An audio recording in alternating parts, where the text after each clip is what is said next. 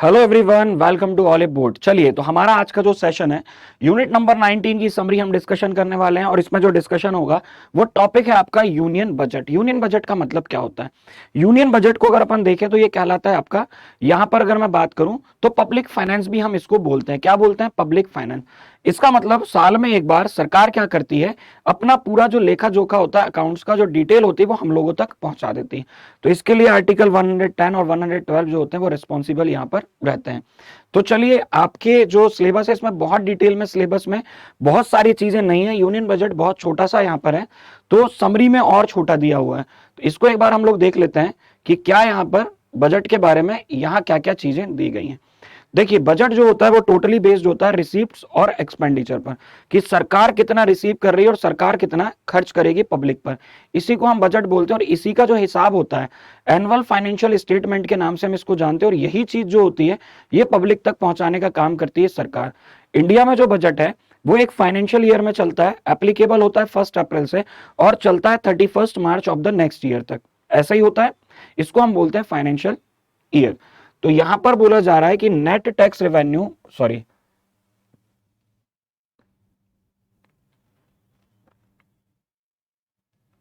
तो net tax revenue का मतलब क्या होगा? नेट मतलब होगा कुल, और जहां भी नेट की बात आती है ना तो प्लस माइनस जरूर होता है। प्लस तो होगा नहीं, माइनस जरूर होता है। जब हम नेट का मतलब होता है remaining value. Net tax revenue का मतलब है जो भी टैक्स रेवेन्यू है आपका कुल, उसकी वैल्यू यहां पर पूछी जा रही है। तो gross tax revenue minus NCCD जो हम ट्रांसफर कर रहे हैं किसको? नेशनल कैलामिटी कंटिंजेंसी डिपार्टमेंट की तरफ से जो फंड आ रहा है, तो national contingency, sorry, national calamity contingency departments की तरफ से जो फंड है उसको हम ट्रांसफर करते हैं नेशनल कैलामिटी कंटिंजेंसी फंड में, और उसमें से हम माइनस करते हैं स्टेट का शेयर। स्टेट का शेयर मतलब वो पैसा जो भारत सरकार द्वारा राज्य सरकारों को दिया जाएगा या ट्रांसफर किया जाएगा। तो इसको हम बोलते हैं नेट टैक्स रेवेन्यू। दूसरा होता है total revenue received. Total revenue receipt का मतलब है कि टोटल मतलब कुल, सरकार के द्वारा कितना रेवेन्यू के फॉर्म में सरकार ने प्राप्त किया। इसको हम बोलते हैं कुल राजस्व प्राप्तियां। क्या बोलते हैं?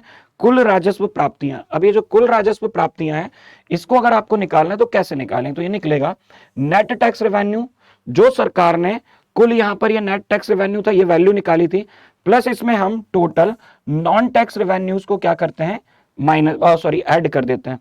तो नॉन टैक्स रेवेन्यू क्या होता है? वो रेवेन्यू जो सरकार के पास तो आया है but not in the form of the tax है। तो जब टैक्स के फॉर्म में नहीं तो किस फॉर्म में होगा? टैक्स के फॉर्म में नहीं होगा तो फीस के फॉर्म में होगा, फाइन्स के फॉर्म में होगा, पेनाल्टीज के फॉर्म में होगा, जो सरकार ने कलेक्ट किया है। तो ये नॉन टैक्स रेवेन्यूज को यहाँ ऐड कर दोगे आप। तो टोटल रेवेन्यू रिसीप्ट अगर आपको निकालना है तो net tax revenue plus total non tax revenue को आप क्या करोगे? ऐड कर दोगे।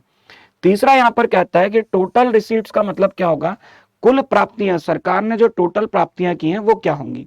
तो टोटल रिसीट्स की अगर हम बात करते हैं तो टोटल रेवेन्यू रिसीट्स प्लस जो टोटल रेवेन्यू रिसीट है उसमें हम ऐड करते हैं किसको? जो आपने कैपिटल रिसीट है plus draw down of cash balance. मतलब आपने यहां पर टोटल जितना भी रेवेन्यू में या बोल सकते हैं राजस्व के फॉर्म में आपने कलेक्ट किया है, प्लस इसमें capital receipt.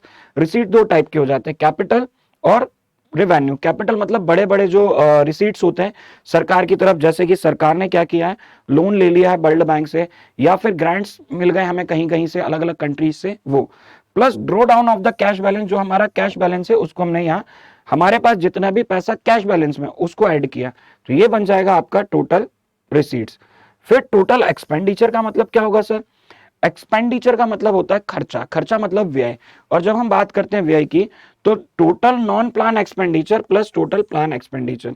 Non plan expenditure का मतलब होता है वो एक्सपेंडिचर जिसको हम यहां पर प्लान नहीं कर सकते। मतलब सीधी सी बात है, आप बजट को यहां से क्या कर रहे हो? बजट बनाने का मतलब है आप एस्टिमेट कर रहे हो। How your estimations can be accurate. कभी भी आपके एस्टिमेशन जो फ्यूचर के लिए है वो कभी भी एक्यूरेट नहीं हो सकते हैं, तो उसको हम non planned expenditure plus total planned expenditure. पहले होता था, अब नहीं है। प्लान्ड एक्सपेंडिचर का मतलब होता है उन जगहों पर खर्चा जहां पर गवर्नमेंट ने डिसाइड किया कि इतना अमाउंट इस जगह एलोकेट करना, तो काम उतने में हो जाएगा, तो वो कहलाता है प्लान्ड एक्सपेंडिचर, राइट। तो ये चार चीजें इसमें थी। इसके अलावा एक बहुत इंपॉर्टेंट एक्ट है जिससे क्वेश्चन आपके एग्जाम में पूछे जाएंगे, वो है FR बीएम एक्ट, जो कि 2003 में इसे बनाया गया था। ये fiscal responsibility and budget management act, इससे 1 से 2 क्वेश्चन फिक्स आने ही आने हैं। ये जो एक्ट है ये पार्लियामेंट में बनाया गया था, और इसलिए बनाया गया था ताकि हमारी कंट्री का जो फिस्कल डेफिसिट है वो कम किया जा सके। फिस्कल डेफिसिट का मतलब होता है राजस्व घाटा, कि किस तरीके से हमारी कंट्री का जो फिस्कल डेफिसिट है इस डेफिसिट को हम बजट में रिड्यूस करते चलें, और इसके साथ में हमारा जो मैक्रो इकोनॉमिक मैनेजमेंट है ये ज्यादा अच्छे से काम करे, जैसे पुअर्टी को हम कम करें, अनएम्प्लॉयमेंट को कम करें, एम्प्लॉयमेंट को बढ़ा दें, overall management of the public funds जो है by moving towards a balanced budget की तरफ बढ़े। बैलेंस्ड बजट क्या होता है? अभी तक अगर अपन बजट की बात करें तो बजट हमेशा बेस्ड होता है रिसीट्स और एक्सपेंडिचर पर। यदि गवर्नमेंट के रिसीट्स ज्यादा है, एक्सपेंडिचर कम है, तो ये कहलाता है सरप्लस बजट। अगर गवर्नमेंट के रिसीट्स कम है और एक्सपेंडिचर ज्यादा है तो ये कहलाता है आपका डेफिसिट, घाटे वाला बजट। और इसके अपोजिट अगर ये इक्वल है दोनों चीजें तो इसको हम बोलते हैं बैलेंस बजट। तो जनरली हम डेफिसिट में चल रहे होते हैं, अब हमें बजट को अपने बैलेंस्ड वे में बैलेंस बजट पर लेकर के आना है, ये हमारा टास्क होता है, जो कि इस एफआरबीएम एक्ट में यहां पर ऑब्जेक्टिव रखा गया था। It also casted on obligation of central government to take the suitable measures, greater transparency in the fiscal operation in the public interest। दूसरा इसके साथ एक और इसमें ऑब्जेक्ट रखा गया कि जनहित में यह ध्यान रखना है कि जितना भी आपका ट्रांजैक्शन हो रहा है वो सारा ट्रांसपेरेंट हो, पब्लिक को उसके बारे में सारी जानकारी हो कि कितना पैसा कहां से आया और कितना पैसा कहां सरकार ने खर्च कर दिया है। इसको हम बोलते हैं एक्ट, और ये एफआरबीएम एक्ट 2003 में सरकार के द्वारा लाया गया था। इसी के साथ इस समरी सेशन को हम एंड करते हैं।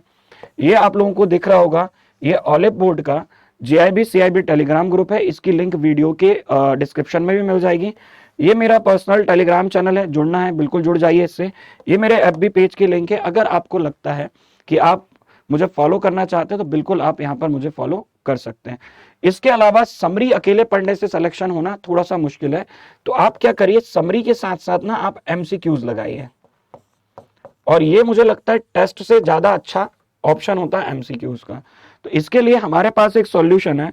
सॉल्यूशन ये है कि आप क्या कीजिए, आप जाइए oliveboard.in पर।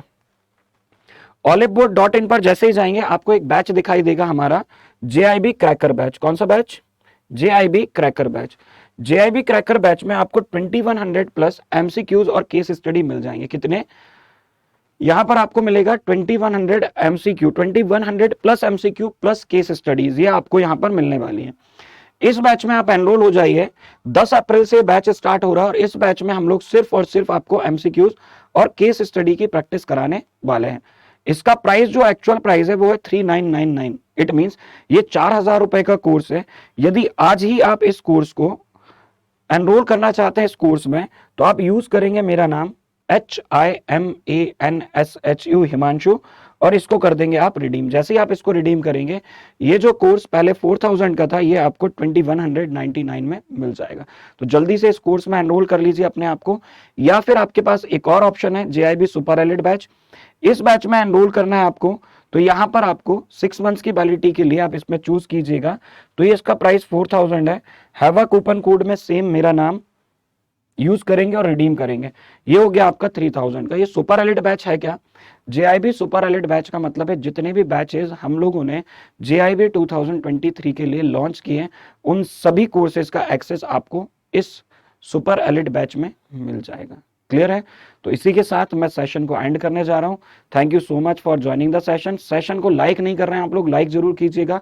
आपका प्यार ही लाइक के फॉर्म में मुझ तक पहुंच पाता है ना। मैं देखता हूं कि अच्छा वीडियो अच्छा लग रहा है, आप लाइक करते जा रहे हैं। लाइक कीजिएगा, शेयर कीजिएगा वीडियो को, और चैनल को सब्सक्राइब करना बिल्कुल मत भूलिएगा। Thank you so much for joining the session.